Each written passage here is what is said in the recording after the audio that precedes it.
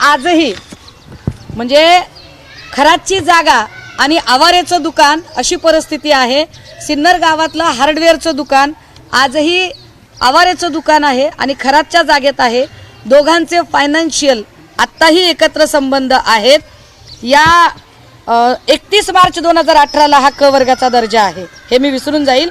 आणि हा कुणाच्या काळात झालेला आहे तर 2018 साली महाराष्ट्राचे पर्यटन मंत्री जयकुमार रावल होते। जयकुमार रावल यांच्या कार्यकाळामध्ये 31 मार्च 2018ला या मंदिराला क वर्गाचा पर्यटन दर्जा मिळालेला आहे। ह्या सगळ्यांमध्ये आवारे प्रत्येकाला अप्रोच करत होता। आवारेच्या नंतर आवारेला साथीदार मिळाल्या त्या रुपाली चाकणकर। चाकणकर सुद्धा या प्रत्येक नेत्यांना अप्रोच करण्यामध्ये त्यांचा हिरिरीचा सहभाग होता। हे अनेक फोटोंनी सिद्ध झालं।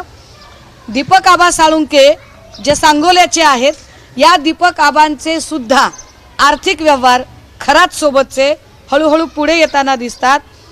खरातच्या मुलीला एक आय थिंक 32-34 लाखाचा, माझ्याकडे आता प्रिंट नाही आहे पण मी आपल्याला सॉफ्ट कॉपी देईल त्याची, गिफ्ट डीड केलेला फ्लॅट आहे।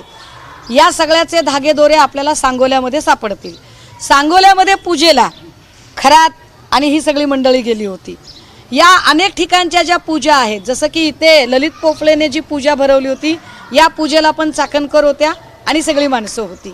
आता ही सगळी जी माणसं आहेत जी खराचं भोंदूपणा आणि ते प्रस्थ वाढवण्यासाठी जाणीवपूर्वक मदत करत होती। मी शब्द वापरते, जाणीवपूर्वक। खरातला कुठलीही सिद्धी प्राप्त नाही तरी सुद्धा खराचं प्रस्थ वाढवण्यासाठी नामकर्ण आवारे किंवा चाकणकर ही सगळी माणसं जे काही प्रयत्न करत होती, ही सगळी माणसं गुन्हेगार ठरतात।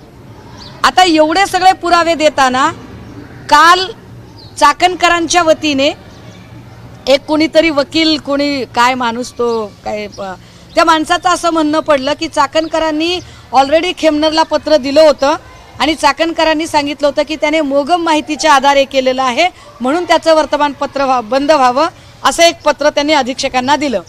पण आमचा पुन्हा एक प्रश्न आहे, चाकणकर बाईंनी असंच एक पत्र अधीक्षकांना द्यायला हवं होतं की खराच्या संबंधाने मला माहिती प्राप्त होत आहे आणि खराची चौकशी करा।